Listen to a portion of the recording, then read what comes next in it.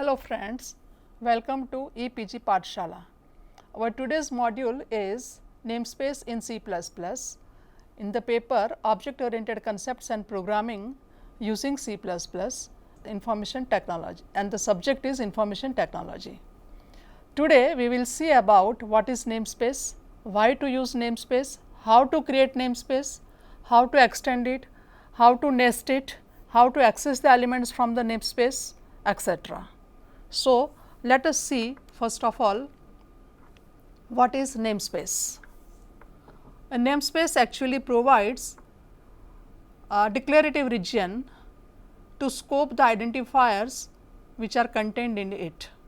The identifiers should have the unique name in the namespace, and the identifiers may be the variables, functions, classes, objects, type name definitions, structures, enumerated data types, etc. Now, why to use namespace? Actually, namespace is providing a method to prevent the name conflict in large projects. In C++, we cannot have duplicate names in the same scope. That means, the identifier should have only single name. We cannot have two identifiers with the same name in the same scope. Now, when the application is very large in real life, the application may be divided into different tasks, and those tasks or modules may be given to different developers for developing. Now, these multiple source files are linked together later to create the actual application. In this scenario, individuals might have declared their own variables or identifiers, and while linking, it may happen that two files may have same identifier names. In that case, it will create the conflict. The another situation where the conflict may be raised is when the application includes libraries. The libraries may be developed by different vendors, so they do not know which names other vendors have used. So, when we include the libraries from different vendors, then also it may happen that the name conflict arises.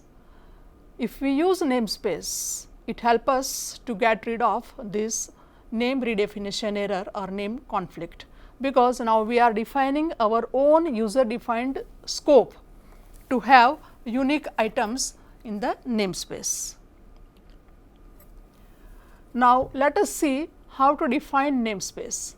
To define the namespace, the syntax is namespace as a keyword, then it should have the name of the namespace, and in the body of the namespace we should declare the identifiers what we want. Please do remember that these identifiers within the namespace should have unique names. So, it can be seen that it is just like class definition, where the class starts with the keyword class. Here namespace start with the keyword namespace, but the class terminates with the semicolon, whereas the namespace do not terminate with the semicolon. Let us see the example of creating the namespace or defining the namespace. See here, we have created the namespace named my namespace, which have an integer num, which have the function isLib. So, here we have only two elements, variable and a function. Let us see another example of the namespace. Here the variable and the function isLib, as well as we also have a class named point in it, and after that we have declared an object of the class point within the namespace. So, this way here we have four elements, int num, int isLib function, class point, and the object pt of the type point. So, this way we can include the entities with unique name in namespace.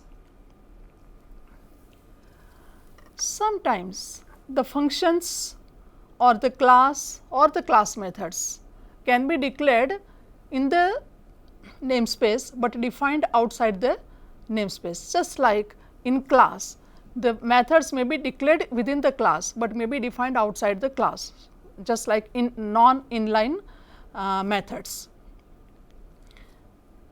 In the same way, as class, here also we need to use scope resolution operator with the name of the namespace. So, let us see those examples. Here again we are continuing with the namespace my name. Now, see here the function isLeap is only declared within the namespace, but it is not defined. It is defined outside the namespace, and while defining we need to use the fully qualified name.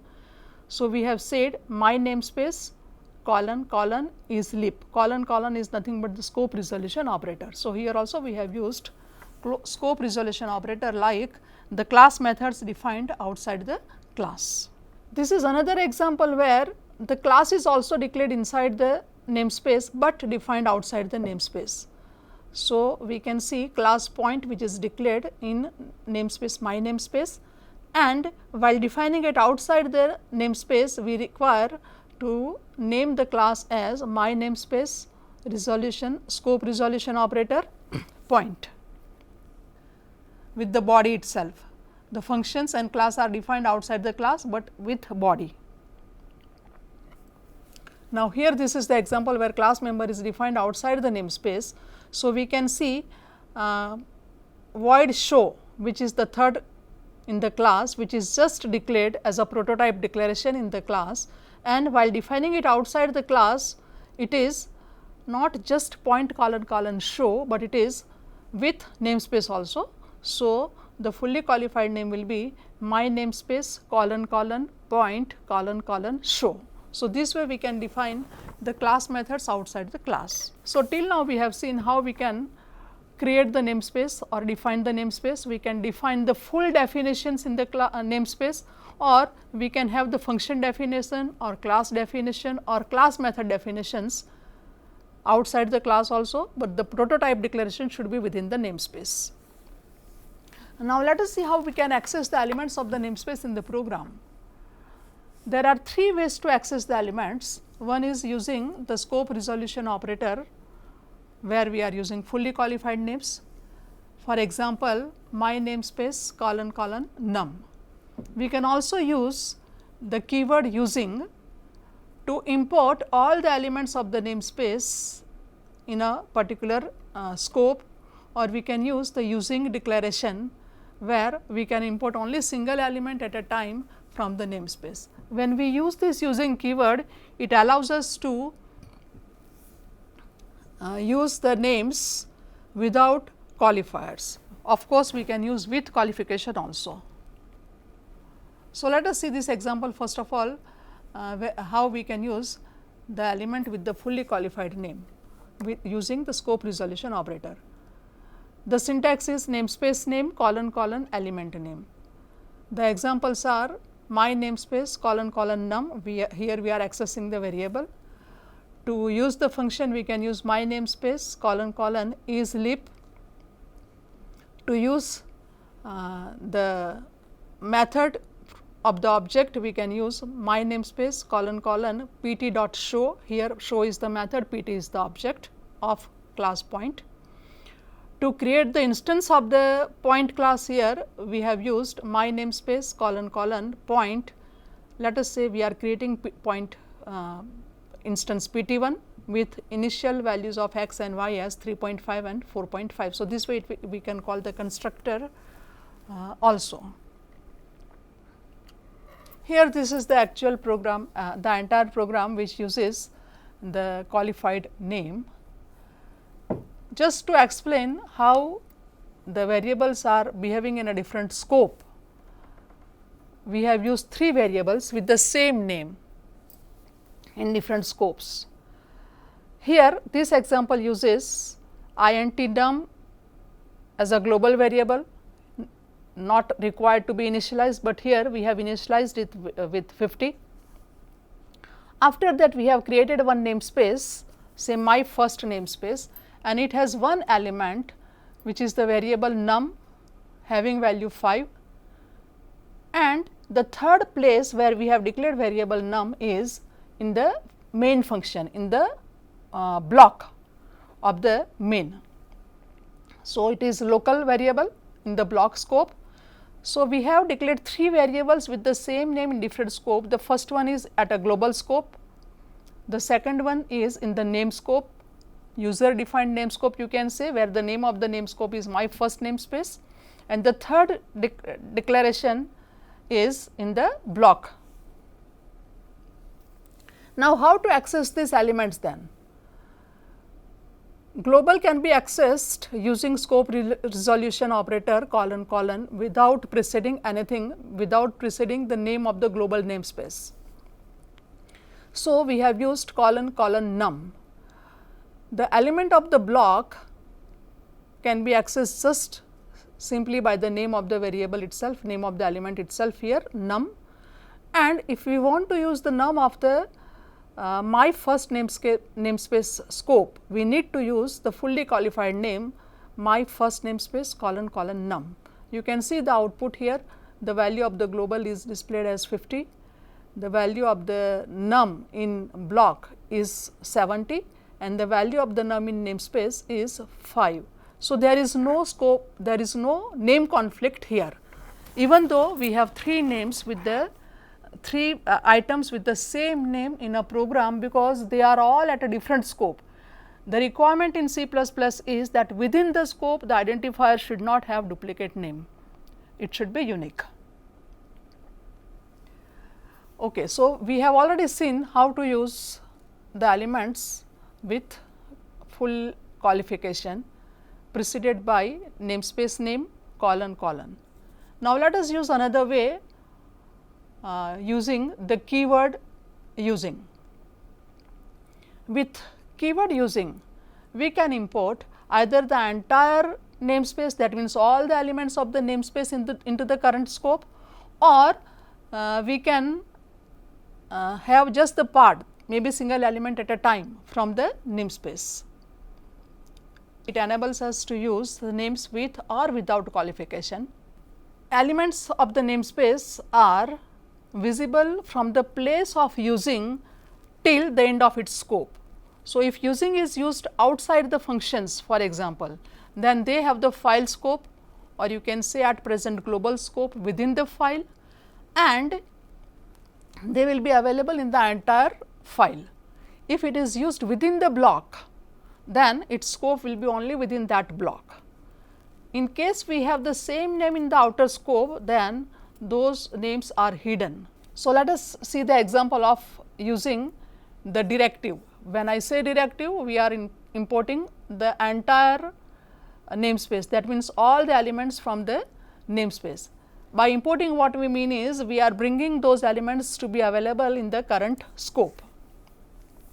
Now, here we have used the directive at the block scope. You can see we have created 2 namespace named first and second with elements x and y. In the main function, we have created 2 blocks. In the first block, we say using namespace first.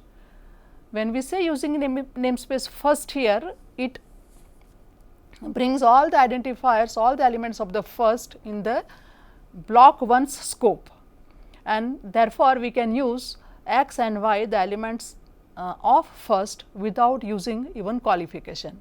Please do remember, we can still use the qualified name.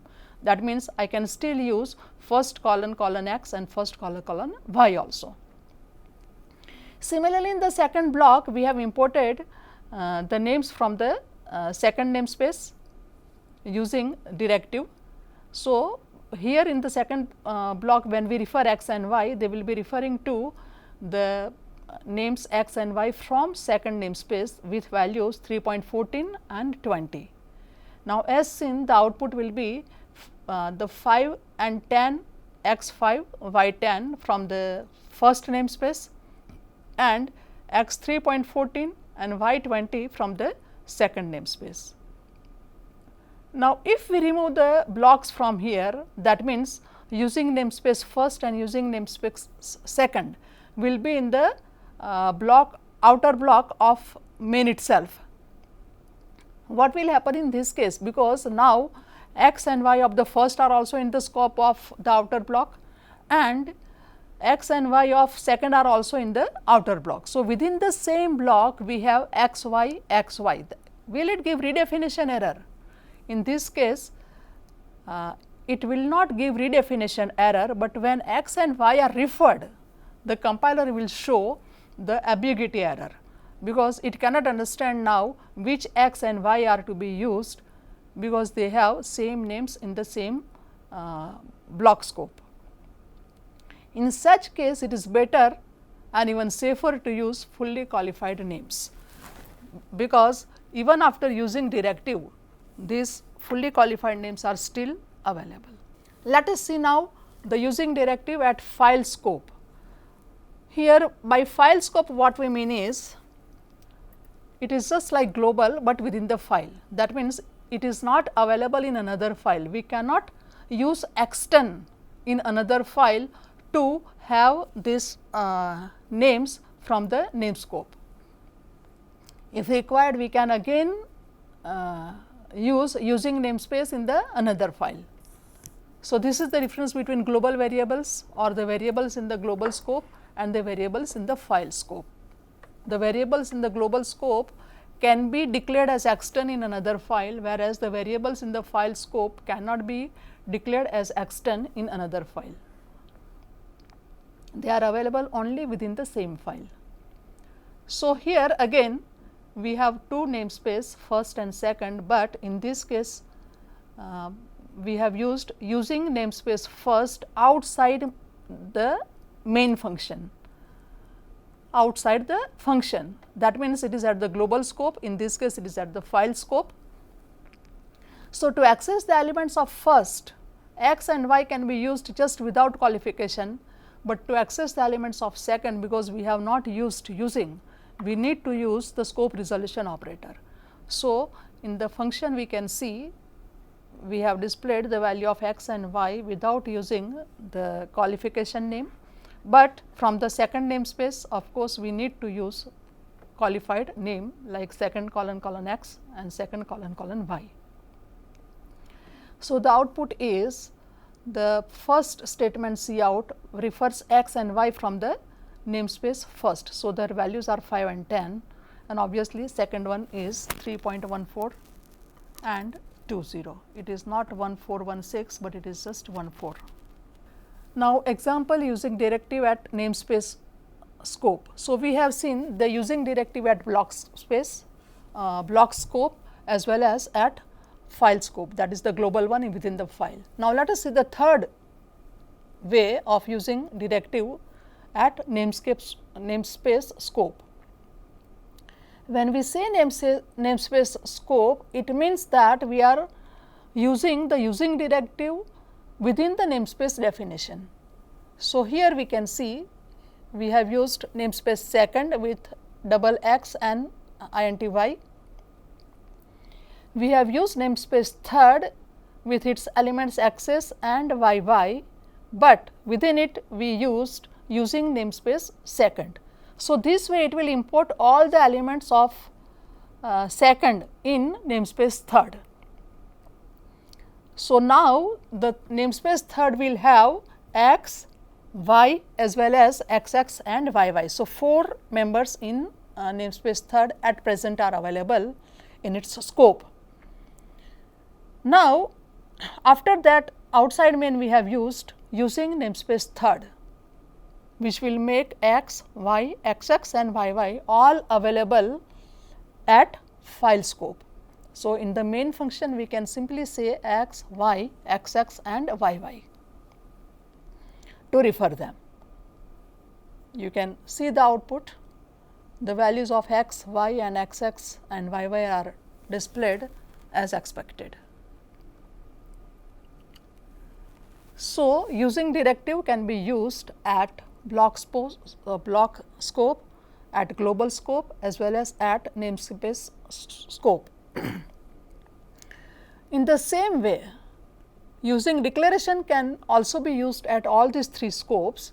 Now, the difference between using declaration and using directive is, when we say using directive, it imports all the elements from the namespace, that means the entire namespace, whereas when we say using declaration, it allows us only to import single item at a time, single element at a time.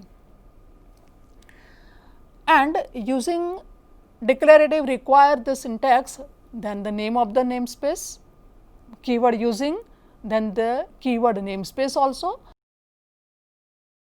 In using declaration, it requires only the namespace name and element name, which are combined with scope resolution operator. Please see here that it uses only using keyword and it does not use namespace as a keyword within it. So, let us see the example. Here again we are continuing with first namespace. So, namespace first have two elements int(x) and int(y) as the variables.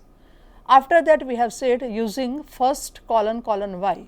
I am again reminding you, we have not used the keyword namespace here in between. We say using first : y. That means, we are importing only y from namespace first and not x. Now, again here I have used int(x) as the global variable, also int(x) as the local variable. So, when we refer, there are 3 x, one from global scope, one from local scope and one from block scope of the namespace first. Now, how they are referred, you can see : x for the global variable, just x for the local variable, but first : x for the variable in the namespace scope first, and y is referred just as y, which can otherwise also be referred as first : y. But because it is imported here using declaration, it enables us to use even without qualification name. Now, let us see the using directive and declaration together used in the same program. In this example, again we are using namespace first and namespace second, but within block of main we have used namespace first to import all the elements of the first, that means x and y of first. Now, in the next statement using second : x, we are importing x from the second namespace. So, here we have within the block x of first, y of first, and thereafter we are saying x of second. The compiler will not give any error, but in this case it will simply override the previous definition of x, that means it will override the x of first. So, first x will not be available directly without qualification name, whereas first y will be available without even qualification name. So, when we say cout x and y, it will refer to x of second and y of first. To refer x of first, we will have to use the fully qualified name, because it is overridden by second scopes x. So, you can see the output 3.1416 from second x, 10 from first y, and thereafter first x is 5. So, this way we can use directive and declaration. Again, both can be used at block scope, global scope or namespace scope. In all the programs till date, we must have used using namespace std before we start the program. This std namespace actually contains all the standard IO library functions, objects, variables, etc., which are required. We all know that cout is an object, and because we have already imported using namespace std in our program, we do not need to use fully qualified name like std : cout. We can simply use cout cin and so on in the program. Till now we have used cout, cin only, not std : cout or std : cin. If we do not import std namespace at the file scope, in that case we will have to use fully qualified names like std : out to display the value of the variable, or to have the input we will have to use std : cin. Now, we can also use declaration to import only single element from the namespace. So, if we say using std : cout, then only cout we can use without qualification name. Okay. Till now we have seen the namespace which is created using some name. So, we were giving the name to our user defined namespace. If we want, we can even create the anonymous namespace. Anonymous, when we say it does not have any name, so sometimes it is also called unnamed namespace. This unnamed namespace can be defined again, but otherwise it is unique only. That means, there can be only one anonymous namespace. When we define it again, the namespace will be extended. Extended in the sense, the other elements will be included in the previous namespace, previous unnamed namespace. We will see the example also. It can contain everything like named namespace. The only difference is anonymous namespace, the elements are available only at file scope. They are not available at block scope, because it does not have any name. We cannot use them with qualification name, or we cannot even use them with using keyword, and therefore, they are accessed just like normal global variables. Of course, the only difference is they cannot be declared as extend, because they are the items of the namespace and not of global scope, or I mean they are not from the global scope. The example here we have namespace, we have defined the first namespace without any name. That means, after namespace we are not giving any name, only keyword namespace and then the body of the namespace. In the first, at the time of first creation, we have two variables x and y within the namespace. Now, later again when I say namespace without any name, and here the elements are xx and yy. In this case, the previous anonymous namespace is extended, in the sense now we have 4 items in the namespace, anonymous namespace in this case, x, y, xx and yy. As I said, because it is not having any name, we cannot use qualified name, neither we can use using directive. So, it can be simply available, it is simply available as if they are the global variables at the file scope. So, we can simply access them as x, y, xx and yy. What will happen if we have the variables with the same name in global scope or local scope? Again I am reminding you, namespace, the same name in the namespace scope will not raise the problem of redefinition, but while accessing the ambiguity may arise.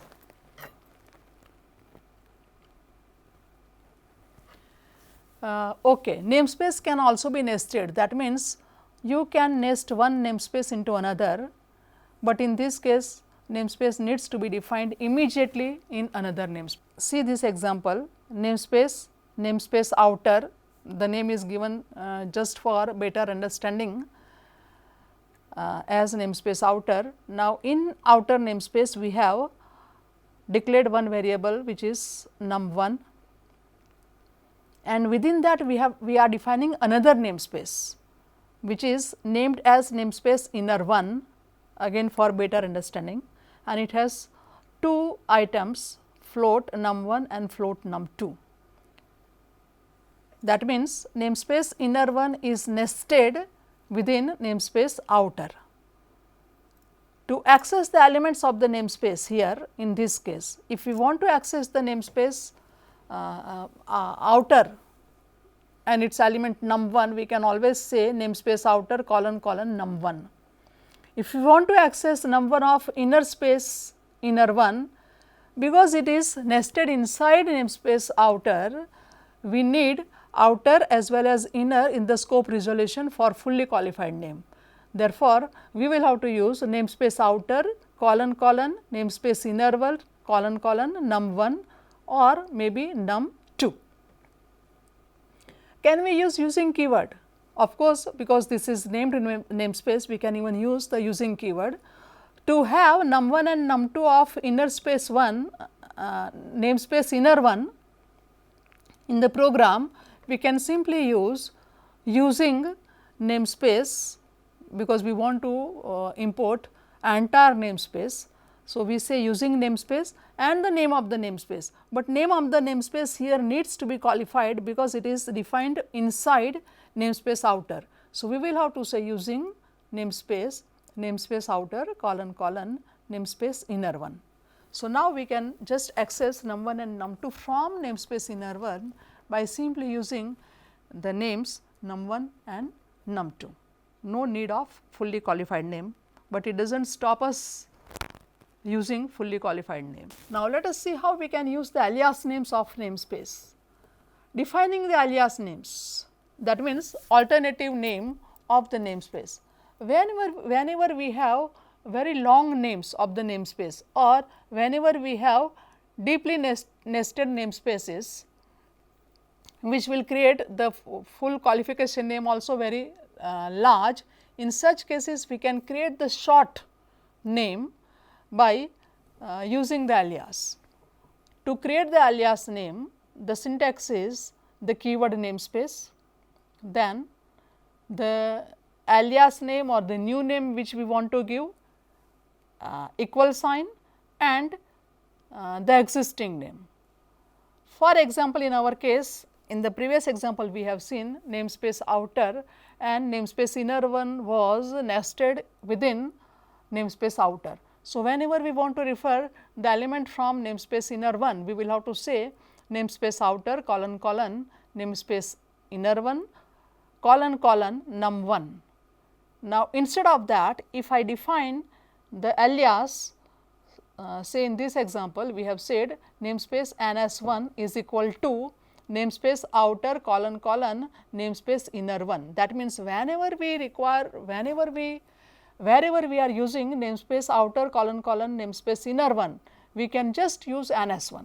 So, this way we can use shortened names in our code. This can also be useful when the name of the namespace is modified. We must have seen the examples of using define directive.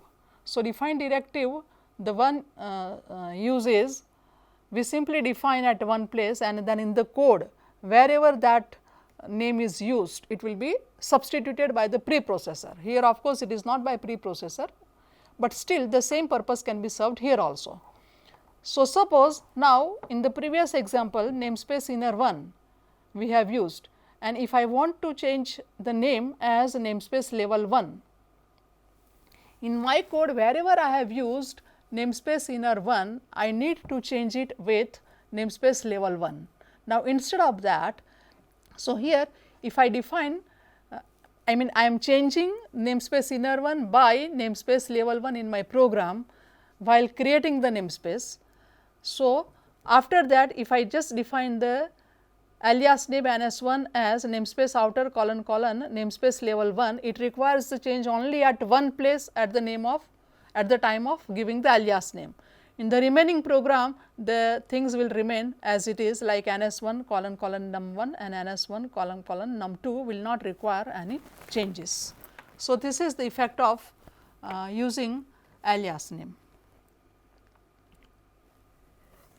Extending the namespace. Extending the namespace means we can create the namespace in one file at one part, or maybe in one part in one file and some other parts in another file. That means, some elements may be declared at one place, some elements may be declared at some other place. So, it is possible, and then overall we want all the elements to be in the namespace. So, this way we can split the namespace by declaring the elements in several parts. Those several parts may be within the same file or may be across multiple files. Such types of namespace are sometimes also known as discontinuous namespace, because they are not in a continuous place. Now, this is again useful when the large application is developed by more than one programmers, and the programmers want their own names to be used, but maybe they want those names to be shared by other programs also. That means, those names will be used by others also in their program. Then they can simply declare the namespace with the same name.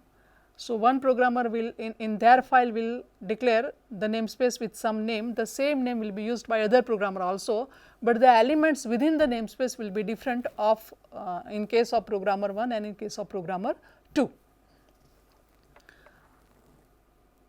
So, the syntax is same as creating the namespace. Actually, whenever we define the namespace, if it is not existing, then it is creating the new one, but if it is existing, in that case it is simply adding those new members into the existing namespace. So, the same syntax will extend the namespace. So, this way please do remember, we are adding the elements into the existing namespace, we are not redefining or we are not overwriting or we are not overriding the existing namespace. We are simply adding the elements into it. So, we are extending the namespace. See the example of extended namespace here. Namespace my namespace has one variable named num1. After that again we are defining namespace, but the name is same. So, namespace my namespace, and here it has the element num2. So, actually in my namespace there are two elements num1 as well as num2. In this case it is in two parts within the same file.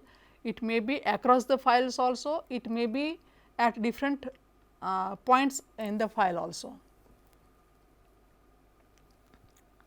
So, when we use the using keyword to import all the elements of the namespace, here we have used using namespace and then my namespace, it will bring all the elements of the my namespace into the current scope. Here the current scope of course is file scope, because it is outside function, and therefore, we can refer num1 and num2 without any qualification, just by saying using namespace. The main thing here is extending the namespace by defining the namespace with the same name again. Is namespace an overhead when we are using it? No, it does not have any runtime overhead. That means, the execution time will remain same, because the conflicts are resolved at compile time only.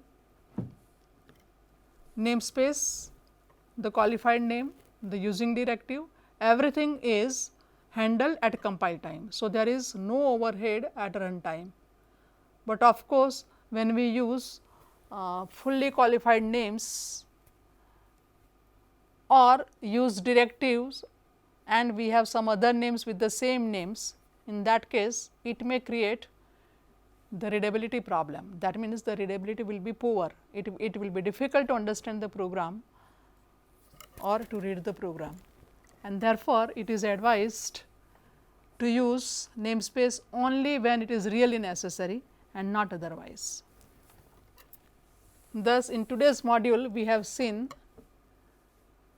why to use namespace first of all, because we want to prevent the name conflict. How to use namespace? We need to create the namespace or define the namespace, and thereafter we are accessing the member of the namespace. To define the namespace, we will have to use the syntax keyword namespace, then name of the namespace and then body of the namespace. To access the elements, there are three ways. One is using the fully qualified name using scope resolution operator. Another is using the keyword where using declarative will import all the elements from the namespace. Using declaration can be used to import only single element at a time from the namespace. Please do remember that whenever we use the using keyword, the current elements of the namespace will be in the current scope depending upon where we have used using, maybe at the block scope, maybe at the global scope, or maybe at the namespace scope. We can also create anonymous namespace. We can nest one namespace into another namespace. We can extend the namespace and there is no runtime overhead, but the readability is poor. So, it should be used only when necessary. Thanks all for being with EPG Pathshala. I hope you must have enjoyed the session. Please practice it to have the confidence. Thank you once again.